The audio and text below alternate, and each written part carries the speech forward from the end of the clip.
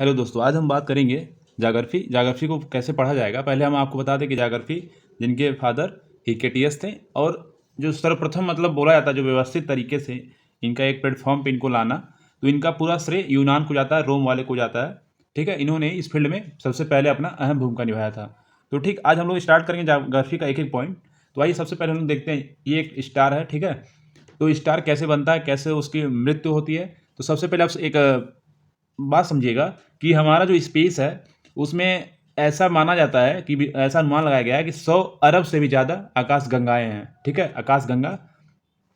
और उस आकाश गंगा की अगर हम बात करें तो उस 100 अरब आकाश गंगा में से एक आकाश गंगा अपना मिल्की वे है। ठीक है, अब उस एक मिल्की वे या फिर उसका हम बात करें एक आकाश गंगा की बात करें तो उस एक आकाश गंगा में हमारा एक अपना 100 अरब तारा होता है।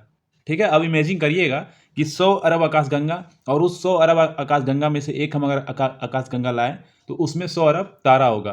ठीक, अब उस 100 अरब तारा के अगर फैमिली को देखा जाए तो उस 100 अरब तारा में से एक हमारा सन भी तारा है। और इस सन की जो फैमिली की बात करें, जो सोलर सिस्टम है, इस सन के अपना खुद का एक 8 ग्रह हैं, जो हम लोग पढ़ते हैं कि बुध शुक्र जैसे इन लोगों का क्रम है। और बहुत सारे एस्ट्रॉयड हैं, उल्कापिंड है, छोटे छोटे क्षुद्र ग्रह हैं, बहुत सारे इसके आसपास वातावरण के चारों तरफ सराउंडेड में घूम रहे हैं। ठीक है, तो आप यहाँ से अनुमान लगा सकते हैं। तो हम आज एक बस स्टार को लेके पढ़ेंगे कि स्टार में कैसे क्या चीज़ें रिएक्शन होती हैं, तो कैसे वो क्या बनता है। ठीक है, तो सबसे पहले स्टार्ट करते देखिए, जो स्पेस है उसमें एक हम लोग का धूल कण बादल, अगर ये सब लिया जाए स्पेस में प्रायः हम देखते हैं कि विरल, आप ये पहला फिगर देखिएगा यहाँ से। ठीक, ये विरल है। विरल का मतलब क्या है, यहाँ पे जो भी पार्टिकल्स हैं वो दूर दूर हैं, एक्सपेंडेड फॉर्म में है, विरल फॉर्म में है। ठीक, और ये स्पेस में घूम रहे हैं। मैं इसको गोल में रखा हूँ, एक्चुअली गोल में होते नहीं है, ये लोग घूमते रहते हैं। ठीक, तो घूमते रहेंगे, जो जिसके पास जितना ग्रेविटी होगा वो अपनी तरफ उसको अट्रैक्ट कर लेगा। आपको हम पहले ही बताया था कि पैसे वाली बात, यानी जिसके पास पैसा है वो अपनी तरफ सबको आकर्षित कर लेता है। तो यहाँ से देखिए क्या ये धूल कण और जो गैस होस है, इन सब का ये मिक्सचर है। जितने भी आप बोल सकते हैं जितने पॉल्यूटेड चीज़ें अंतरिक्ष में घूम रहे हैं, ये सब एक दूसरे के पास आ जाते हैं, जैसा जिनका अट्रैक्शन फोर्स होता है। ठीक है, रिस्पेक्टिवली जिसका जैसा होगा वो अपनी तरफ अट्रैक्ट कर लेगा। फिर देखिए, जब ये पास आएंगे तो जाहिर सी बात है, जब हमारी तरफ कोई अट्रैक्ट होगा, जैसे चुंबक लीजिए और आप एक बार अपने जो अर्थ सरफेस है उस पर एक बार ऐसे उसको घुमाइए, तो देखेंगे एक टाइम के बाद उस चुंबक पे बहुत सारे आयरन चिपक जाएंगे, डेंस हो जाएंगे। तो बस वही चीज़ है, जैसे यहाँ पे लोग ऐसे पहले घूम रहे थे सराउंडिंग में। ठीक, क्लॉकवाइज एंटी क्लॉकवाइज जैसे भी कर सकते हैं। तो एक टाइम के बाद ऐसा हुआ, इनके घूमते घूमते इनमें डेंसिटी बढ़ गई। ठीक है, जब किसी चीज़ की डेंसिटी बढ़ेगी तो क्या होगा, अगर डेंसिटी बढ़ेगी, घना होगा, तो उनका शेप ऑटोमेटिक छोटा होगा। तो देखिए पहले यहाँ विरल था तो शेप इनका बड़ा था। ठीक है, एक चीज़ आप यहाँ ध्यान दीजिएगा, जैसा कि फार्मूला में दे रखा है, रो मतलब आपका डेंसिटी। अगर किसी चीज़ को हम दबाएंगे तो उसका आकार ऑटोमेटिक घटेगा। ठीक है, ये फार्मूला काफ़ी हेल्पफुल है। यानी डेंसिटी अगर हम बढ़ाएंगे, जैसे आटा को ले लीजिए, हाथ में ऐसे रखिए तो आपका वॉल्यूम बड़ा आएगा, पूरे हाथ में आएगा, लेकिन उसी हाथ को जब दबा देंगे तो वॉल्यूम दब जाएगा, डेंसिटी बढ़ जाएगी। तो ये फार्मूला याद रखिएगा, rho equal to m upon v, mass upon volume. ठीक है, तो बस वही चीज़ था कि यहाँ पे विरल कंडीशन में थे। फिर जैसे ये आगे की तरफ मूव किए तो इनके बीच क्या हुआ, और डेंसिटी बढ़ती गई, ये अपनी तरफ खींचते गए, क्योंकि ये सब चल भी रहे हैं, गतिमान भी हैं। ठीक है, यही रीजन था, गतिमान है, घूम रहे हैं, इसी वजह से सबको अट्रैक्ट करते गए अपने पास। फिर आगे देखा जाए तो ये इतना करीब आ गए, ठीक है, कि एकदम डेंस हो गया। जब डेंस होते हैं तो इनके बीच क्या होगा, जब कई सारे पत्थर टुकड़े धूल कण सब आपस में आ जाएंगे, जब वो एक दूसरे पर रोटेट होंगे तो उनके बीच रगड़ होगी, जिसको हम लोग बोलते हैं अट्रैक्शन फोर्स। ओके, ठीक, तो अट्रैक्शन फोर्स से हमारा क्या बना, नेबुला, इसी को नेबुला बोलते हैं। ठीक है, जब एकदम पास आ गया तो पास आने के बाद क्या होगा, सघन हो जाएगा, और सघन जैसे होगा, डेंस होगा, तो इसमें आग लगेगा। जब आग लग जाएगा तो फिर वो आग किस में आ जाएगा, प्लाज्मा फॉर्म में। यहाँ पे एक डाटा लिख लीजिएगा, प्लाज्मा फॉर्म में। ठीक है, मैं पी लिख दे रहा हूँ बस, प्लाज्मा फॉर्म। ओके, तो प्लाज्मा फॉर्म में जब आएगा तो इसमें क्या होगा, ये एक अब स्टार का रूप ले चुका है। ठीक है, स्टार का मतलब क्या होता है, जिसकी खुद की एनर्जी हो, खुद का हीट हो। ठीक, जैसे आपका सूरज है, सूरज की खुद की एनर्जी, खुद का हीट है। लेकिन वही मून की बात करें तो वो स्टार नहीं है, क्योंकि वो हमारे सूर्य से प्रकाशित होता है। ठीक है, अब ये क्या हुआ, प्लाज्मा कंडीशन में है। आप थोड़ा सा ऐसे सोच भी सकते हैं, प्लाज्मा क्या होता है, बिल्कुल जेली टाइप का होता है, ना पानी में होता है ना ठोस में होता है, दोनों के बिल्कुल बीच का फॉर्म होता है। अब जैसे आगे बढ़े तो देखिए, स्टार तो अभी है, चमक रहा है, लेकिन अब स्टार तो बन गया, लेकिन अब स्टार क्या होगा, स्टार में अपना खुद का हाइड्रोजन होगा। ओके, और हाइड्रोजन हाइड्रोजन किस में कन्वर्ट होगा, हीलियम में। बिल्कुल याद रखिएगा। जैसे अपना सन है, आप सन को देखेंगे तो सन क्या कर रहा है, सन का कभी आप देखेंगे तो अंदर का जो एनर्जी है, सन इज द सेंस स्टार, अंदर आपकी जो एनर्जी है वो ज़्यादा है, डिग्री सेल्सियस पढ़े होंगे 1.4 समथिंग करके है, और बाहरी 6000 डिग्री सेंटीग्रेड का तापमान है। तो आप यहाँ से अंदाजा लगा सकते हैं कि ये क्या हो रहा है, धीरे धीरे बर्न हो रहा है, और इसका जो स्पेंडेड फॉर्म है ये बढ़ रहा है। ठीक है, ये इसकी चौड़ाई बढ़ रही है। ठीक, अब यहाँ पे क्या है, एनर्जी इसकी पर्याप्त है। यहाँ पे आप स्टार के देखिएगा, एनर्जी जब यहाँ पे ज़्यादा होगी, फार्मूला से आप यहाँ से समझिएगा, कुछ याद नहीं करना है। तो एनर्जी जब ज़्यादा होगी तो साइज ऑटोमेटिक रिड्यूस होगा, यानी साइज उसकी कम होगी। ठीक है, तो उसी तरह से यहाँ देखा गया कि जब स्टार फॉर्म में आ गया, इसकी सेल्फ एनर्जी, सेल्फ हीट, ठीक, तो ये हाइड्रोजन का हीलियम में संचयन करेगी, यानी कि क्या होगा, इसका हाइड्रोजन जो है वो हीलियम में बदलेगा, नाभिकीय संलयन होगा। ओके, इसी को बोलते हैं नाभिकीय संलयन क्रिया बोलते हैं।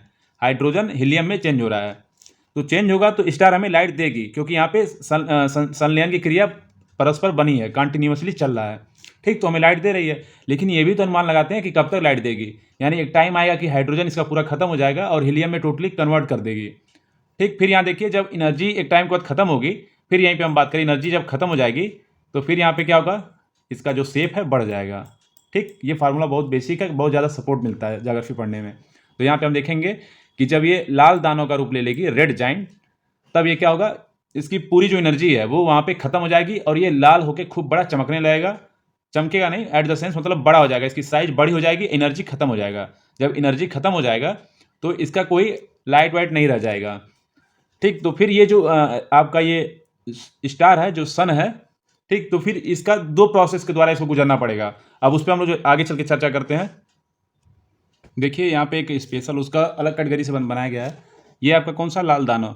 याद रखिएगा, जब भी हाइड्रोजन हीलियम में संलयन होता है तो वो आकार अपना बड़ा कर लेता है और लाल दानव बनने लगता है। जाहिर सी बात है, जब ऊर्जा हम लोग खपत करेंगे तो एक दिन वो खत्म हो जाएगा और प्रदूषण बड़े बड़े आकार में दिखेगा। तो वैसे ही आपका सन भी है, इसका हाइड्रोजन धीरे धीरे खत्म हो रहा है और हीलियम में कन्वर्ट हो रहा है, तो ये दानों का रूप ले रहा है। ठीक है, देखिए दानों का रूप लेने के लिए एक इक्वेशन आप याद कर लीजिएगा, चंद्रशेखर इक्वेशन। पेपर में अक्सर पूछता है चंद्रशेखर इक्वेशन। देखिए नीचे यहाँ पे दे रखा है चंद्रशेखर इक्वेशन।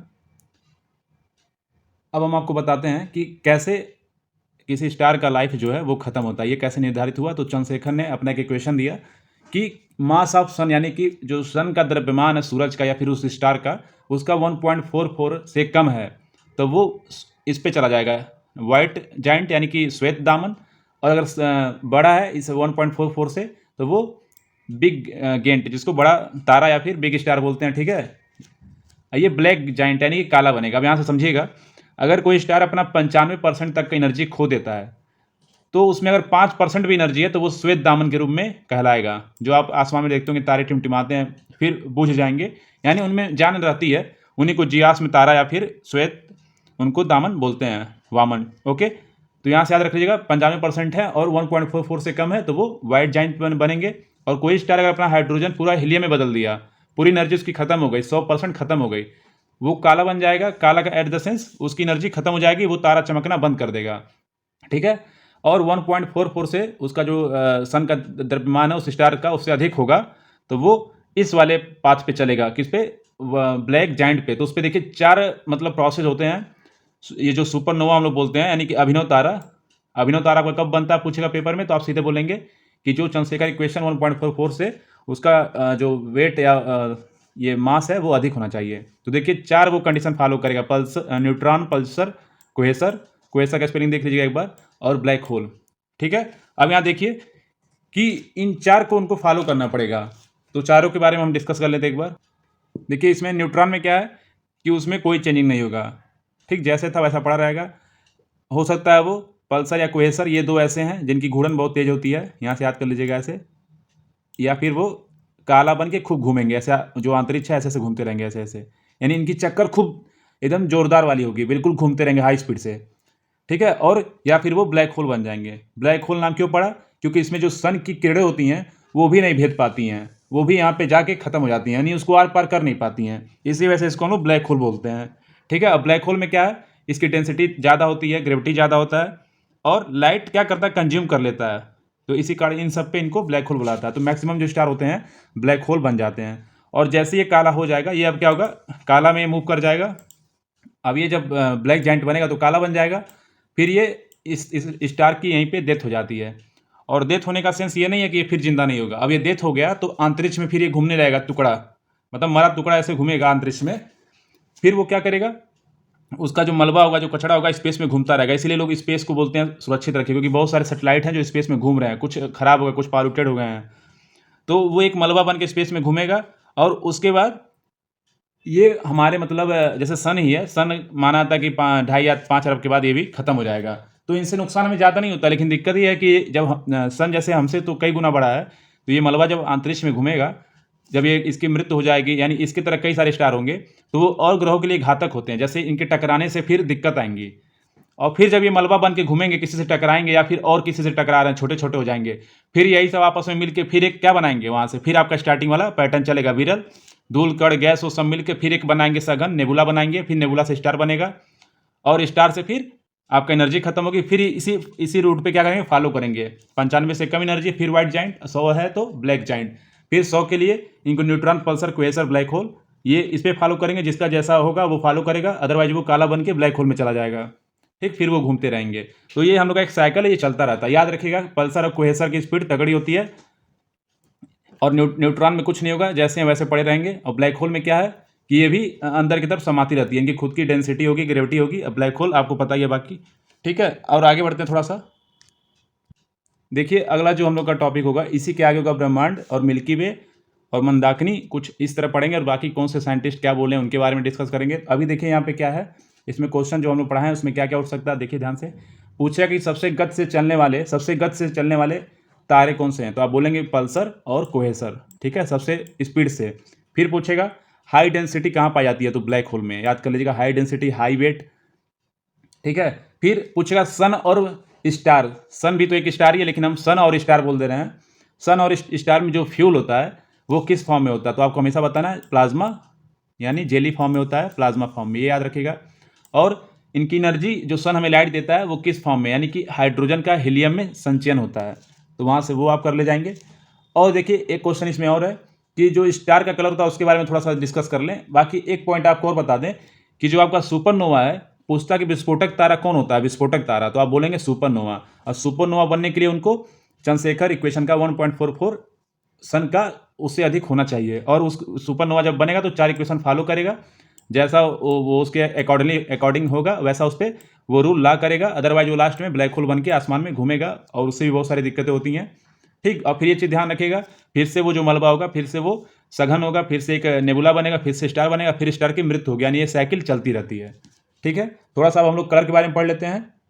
और एक चीज़ और देखिएगा, तारों का जो समूह होता है उसके बारे में थोड़ा सा हम आपको बता दें। देखिए ये हमारा एक आकाशगंगा। ठीक है, इस आकाशगंगा में एक आकाशगंगा हम उठाएं, आपको पहले ही बता चुके हैं कि हमारे पूरे ब्रह्मांड में 100 अरब से ज़्यादा आकाशगंगाएं हैं। अगर एक आकाशगंगा हम ले लें तो उसमें 100 अरब क्या हैं, ये तारे हैं। अब इस तारे में से केवल एक तारा को हम निकाल के बाहर रख दें, ये हमारा सन है। अब इस सन का सोचिए 8 ग्रह हैं, फिर एस्ट्रॉयड पे बेल्ट है, फिर इसके नक्षत्र हैं, इसका खुद का मंडल है, तारामंडल है, इसका वायुमंडल है। तो बहुत कुछ हमको यहाँ सीखने को मिलेगा। ठीक है, खुद का स्पेस इसका है। तो देखिए कितना मतलब डीप चीज़ है ये सब। ठीक है, और आगे हम लोग देखते हैं, थोड़ा सा कलर के बारे में देख लें। जो स्टार का कलर होगा, यहाँ से आप कलर याद कर लीजिएगा। कलर हमेशा डिपेंड करता है हीट पे। ठीक है, एक चीज़ याद रखिएगा, अगर वो नॉर्मल टेम्परेचर है, नॉर्मल टेम्परेचर बिल्कुल, तो उसका कलर होगा रेड।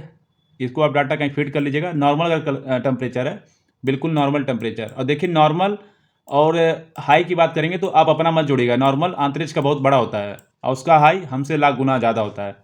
ठीक है, तो नॉर्मल टेम्परेचर होगा तो रेड कलर होगा, और अगर मीडियम टेम्परेचर होगा तो वो कलर होगा वाइट, मीडियम में वाइट होगा। ठीक है, और जब हाई टेम्परेचर होगा तो हाई टेम्परेचर से आपका स्टार का जो कलर होगा वो कैसा होगा, ब्लू होगा। ठीक, इतना डाटा याद कर लीजिएगा, एग्जाम पॉइंट ऑफ व्यू से इतने सारे इंपॉर्टेंट हैं। ठीक है, और एक पॉइंट आपको और यहाँ पे नोट डाउन करा दें कि जो बोला था कि जो सूरज अपना ये अभी आप क्यों क्या कर रहा है कि अपना जो एनर्जी है दे रहा है, हाइड्रोजन हीलियम में कन्वर्ट हो रहा है, लेकिन ये एक टाइम के बाद अपनी एनर्जी खत्म कर देगा। तो ये रेड जाइंट कब बनेगा, ये अक्सर पूछा जाता है, तो आप याद रखिएगा यहाँ से 5 अरब साल। ठीक है, 5 अरब ईयर्स, 5 अरब साल के बाद अपना जो सन है, जो अपना स्टार है, जो अपने पृथ्वी का सबसे नज़दीक स्टार है, वो 5 अरब साल के बाद ये रेड जाइंट में कन्वर्ट हो जाएगा। ठीक है, और एक चीज़ और ध्यान दीजिएगा जब ये खत्म होगा, और ऐसा ही माना था कि जो अपनी सन है ये अपना आधा आयु मतलब मतलब ये लाइफ अपना बिता चुका है, आधा और इसका बचा है। ये अपना सन है, सन का जो आधा एनर्जी है वो खत्म हो चुका है, आधी बची है। ठीक है, देखिए अंदर कोई सामान हम अगर रख लें और बाहर की तरफ फेंकते जाएं, एक दिन ऐसे ऐसे फेंक रहे हैं, यही हाइड्रोजन से हीलियम है, याद रखिएगा।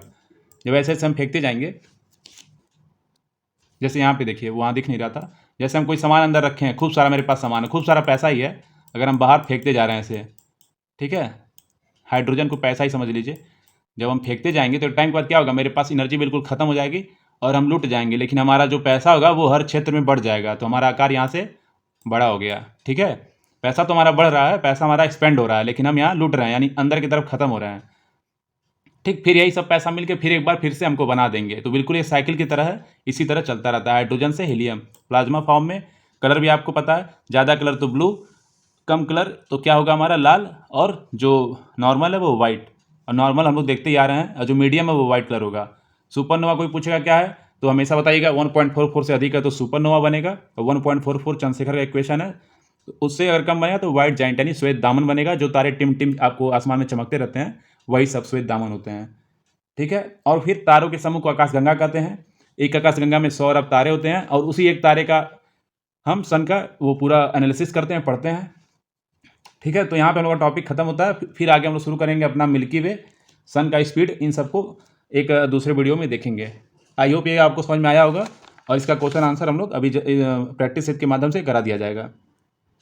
ठीक है, तो आप इस चीज़ को बिल्कुल याद करिएगा, और एक चीज़ और ध्यान रखिएगा कि सुपरनोवा में 4 स्टेप जो आपको बताएं वो बिल्कुल याद होना चाहिए। जब भी पूछे पल्सर क्वेसर क्या है तो हाई स्पीड में आता है, ब्लैक होल आपको पता है हाई डेंसिटी हाई ग्रेविटी, और न्यूट्रॉन क्या है वहाँ कोई रिएक्शन नहीं होगा।